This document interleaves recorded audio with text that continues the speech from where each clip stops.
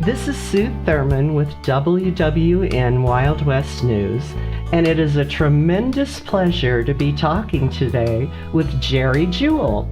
She's an extraordinary actress, comedian, and trailblazer in the world of entertainment. Geri was the first actor with a disability to appear on a television series, Facts of Life. Since that time, she has accomplished even more. And today we will be talking about her role in the HBO series Deadwood and the Deadwood movie that is scheduled for release this month on May 31st. Hello, Geri, and welcome to Wild West News. Hi, Sue. Okay, are you dressed in a cowgirl outfit? I don't think I remember to mention that. Oh, do I have to? Only if you want to. I wanted to be... Well, I do have a cowboy hat in the other room. Do you want me to put it on? Well, that's okay. We can pretend, okay?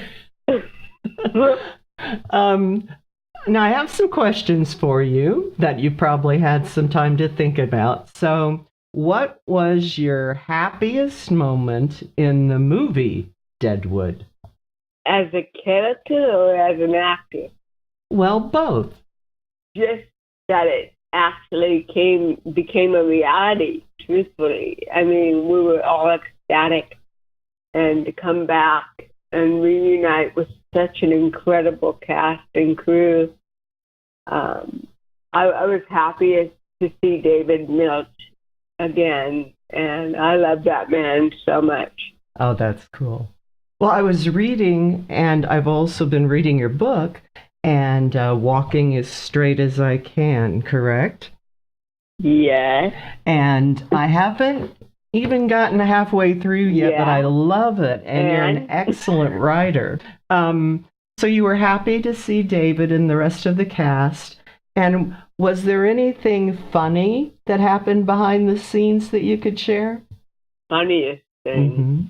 Well, I guess I could. Well, it is known, it's been printed already, that I make my singing debut.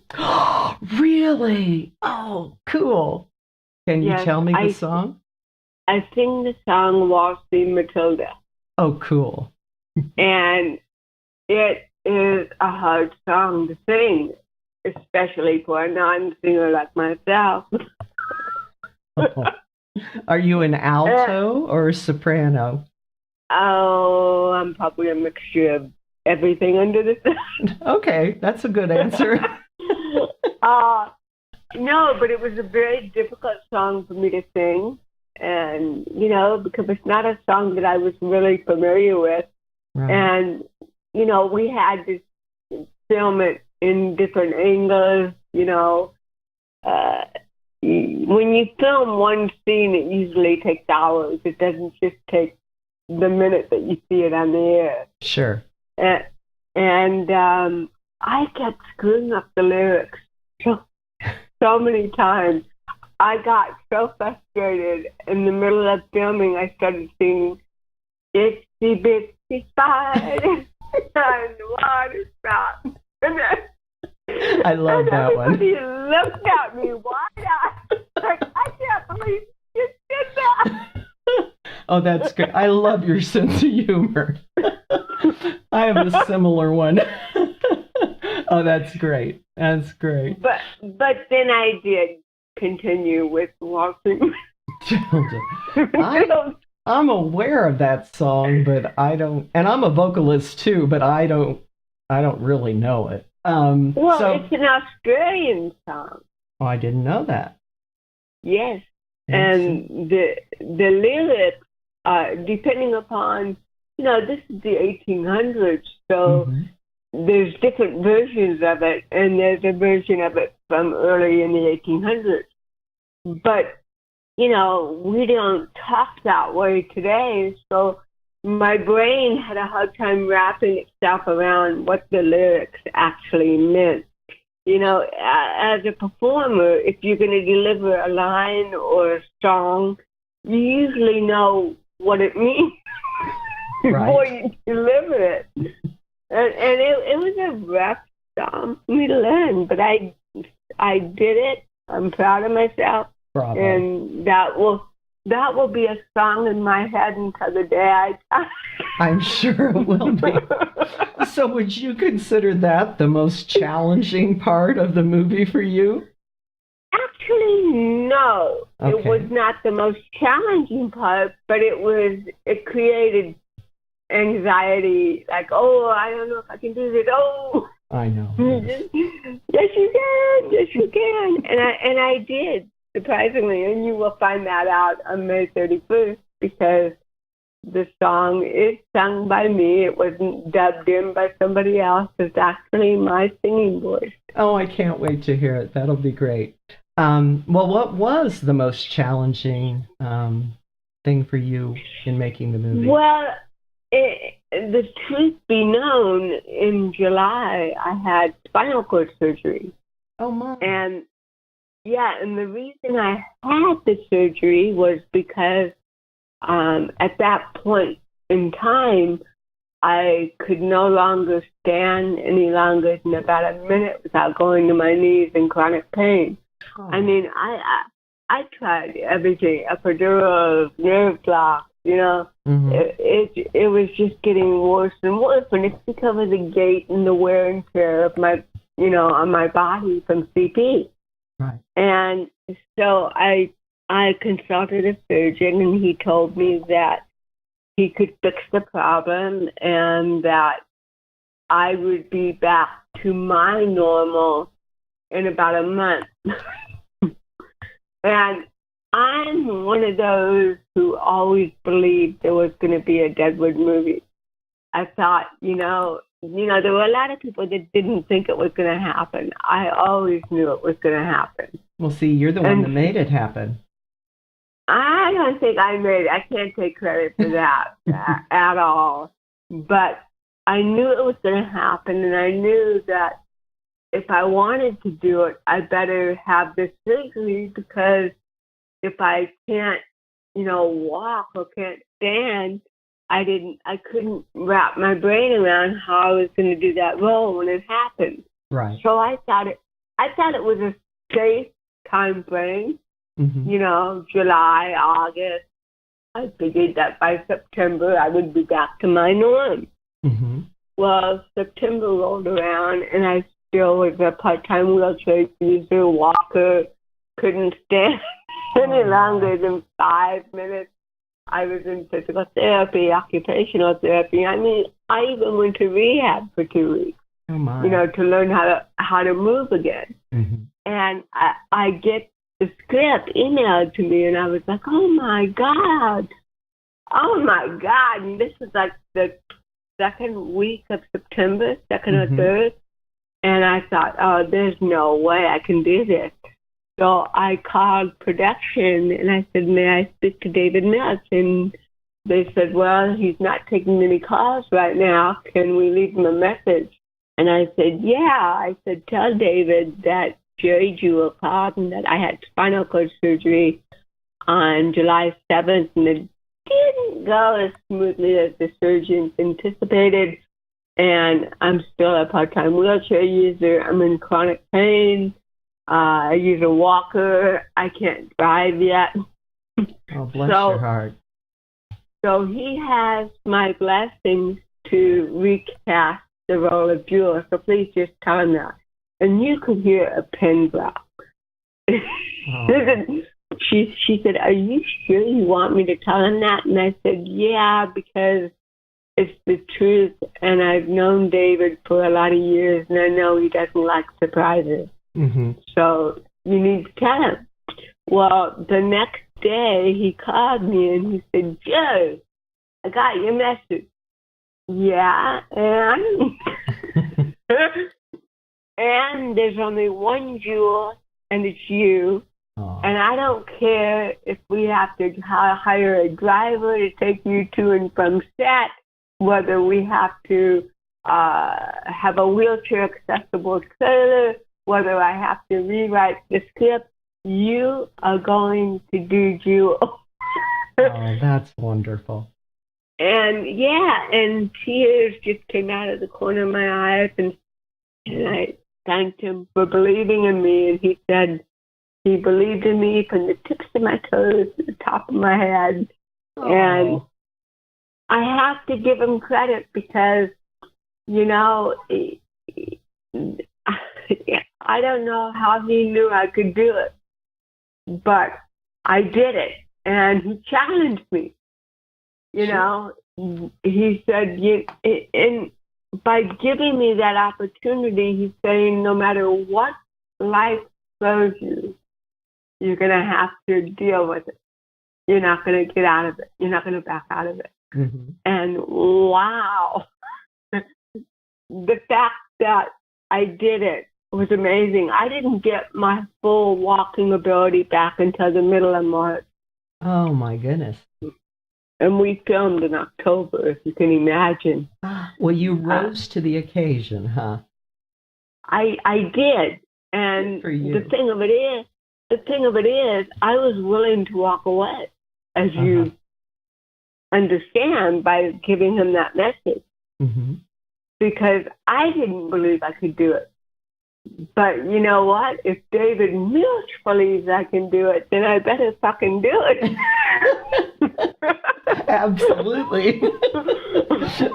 I don't imagine he's one you would win an argument with easily. Well, now, have you ever been to the real Deadwood? Yes. Now, many times. Oh, you have? What's that like compared to the movie set? I can't compare it to the 1800s Deadwood. Oh, sure. But I have been there several times. I have developed very close friends. In fact, I'm going to be there for the screening of Deadwood. Oh, good. Good. Yes. And a lot of the people that live there have their heritages there. Like the Tin Saloon, the family that owns the Tin Saloon is the same family that owned it in Deadwood's time in the 1800s. Oh, amazing. Yes, and it's got a lot of history. It's fascinating. I love Deadwood only because I made such close, wonderful friends when I was there several times. Oh, that is really special. It really is. I mean, I'm looking forward. They really wanted to do something spectacular for the opening, and they pulled it off, and I give them credit for that. Nice. Okay, now here's a question I love to ask actors that have been in a Western. If you could actually travel back to that time in history, would you? If I could travel back? Go back? I would. Okay. I would. Well, I'm one of those who believe in past lives anyway. Oh, so do I. So I believe that I was there at one time. Mm-hmm. And all I'm doing is imitating life. And the interesting thing is, you know, the troubled times that we're in right now, I would like to go back just to see what the American dream felt like then. Oh, that's neat. Yes. Because, you know, you see so many, like Gerald McRaney played, you know, the bad guy, one of the bad guys. I know. And you know, it's hard to imagine there were people like that back then, but then I guess there still are today, too. Yeah, well, what I'm saying is, in a lot of ways, we've lost a lot of that American dream, that vision. What are we trying to do? Mm-hmm. And the thing about the Old West is that I would like to experience what that vision was back then. Mm-hmm. How not to say that it was hunky-dory in the 1800s. I want to go back to that. That was a simpler time. No, it was not. No. And in fact, truthfully, let's say I really had been born in that time, and I was born with something like cerebral palsy, okay? Mm-hmm. So first of all, cerebral palsy wasn't even diagnosed until 1921.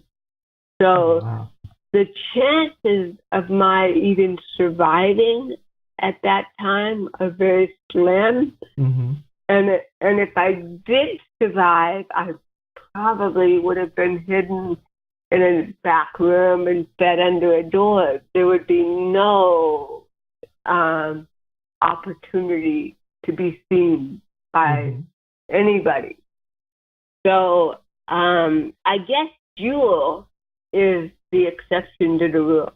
Right. She Absolutely. breaks that stereotype. Yeah. Mm-hmm. Yes, that's what I love about your character. That is so true and so wonderful, because I don't know that I've ever seen anyone with those types of difficulties in a Western. Well, no, Gunsmoke didn't Chester have a lamp or something? Oh yeah, that's right, he did.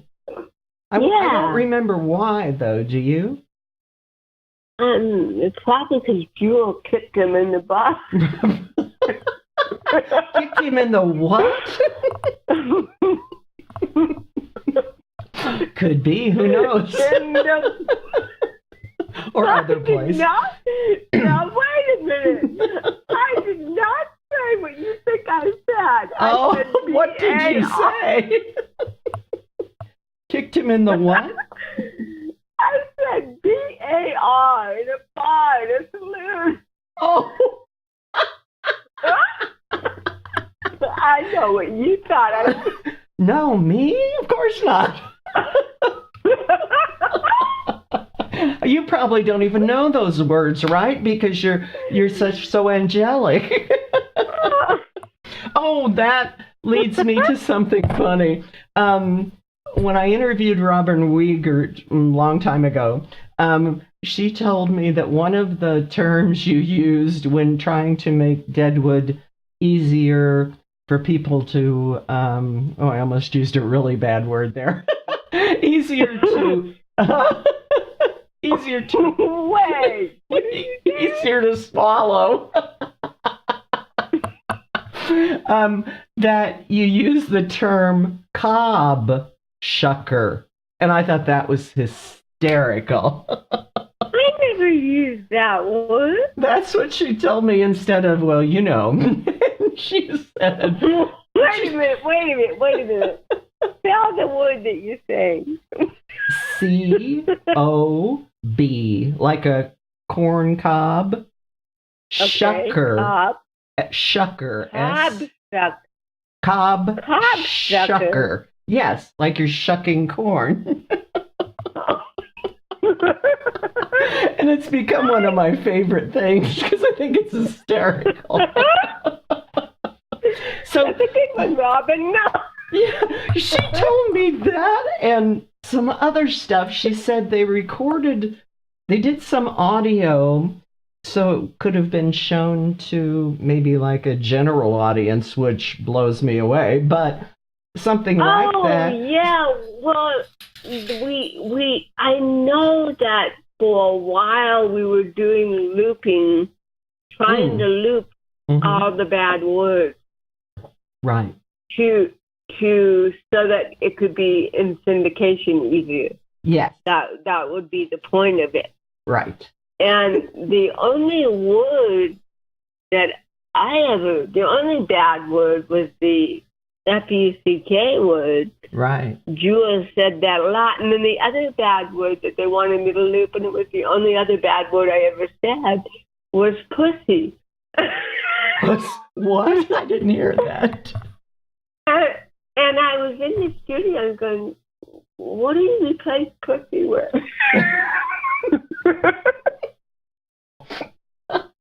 Wow. Yeah, because that was the actual line. The line was, I think Trixie asked me how I was able to get the gun for her. Mm-hmm. And my answer was, I sold a piece of pussy. I remember you saying that now that you put it in context. Yeah. Yeah. And I was like, huh. Okay. And here's another funny funny bit of trivia that nobody knows that you'll be the first. All right. You know that line was when Jen asked me why I went to see the doc? Uh-huh. And I said, because I'm knocked up? Yes. Well, I don't know why, but I never knew what knocked up meant. Oh. I always thought it meant sharing an apartment. That's okay. The first time I heard it, I thought it meant someone got beaten up. Knocked around. Oh, okay. So don't feel bad. But I said the line with a smirk on my face, not because I was being a smartass, but because, okay, I'll say it, but it doesn't make any sense. I know.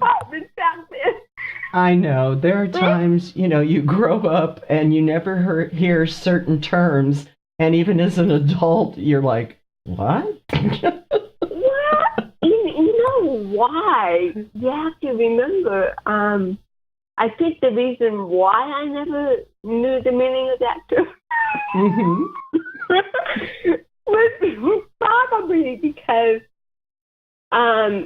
it was never a real concern of anybody with me. Oh. Well, no, I'm serious. Well, that was kind of the raunchy way to say it too, I think. Yeah, well, yeah, that's true. Mm-hmm. Nobody ever asked me ever in my entire life whether I was knocked up or not. Well, no one's ever asked me that either. That would be rather crass. With a disability,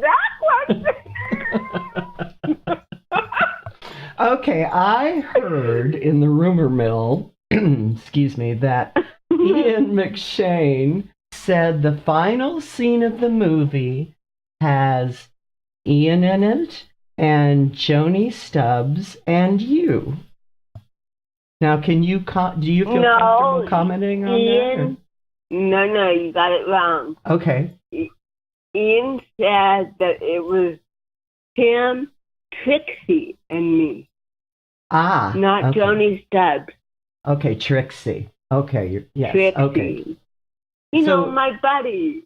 There you go. So you are in the final scene. That's pretty neat. Yeah, I mean, the friend I sold a piece of pussy for again. Really, for a gun? That is hysterical. Oh. No, and it is an amazing scene. It's. I know. Don't give away anything. I'm not going to spoil anything. Okay, good. But he's the one that said we were all in it, so it wasn't me that leaked that. Right. So you're allowed to talk about it. Well, now, do you think there will be another movie or series or anything with the same people? What do you think? Maybe a sequel, but very slim chance. Okay. I think if there is, it'll be a wonderful surprise to me. I mean, I would love it. Mm-hmm. I just don't know. I think possibly they're going to wait and see, how it does in the ratings, how it's received. Oh, yeah. But again, the whole intent behind it was to give closure. The series closure. Mm-hmm. Yeah. Yes, Robin told me that when you filmed the final episode of the TV series, that no one knew. You all thought you were coming back for another season. We did. All of us did. And that was had to be difficult. Heartbreaking. Oh, absolutely. Oh, my God. Talk about a disappointment. Sure. I mean, it was devastating for all of us. We all expected to come back. Mm-hmm. And my character at that time was just starting her kitchen. Remember, she was all obsessed with food and cooking and everything. Mm-hmm. And I thought, no, I haven't opened my kitchen yet.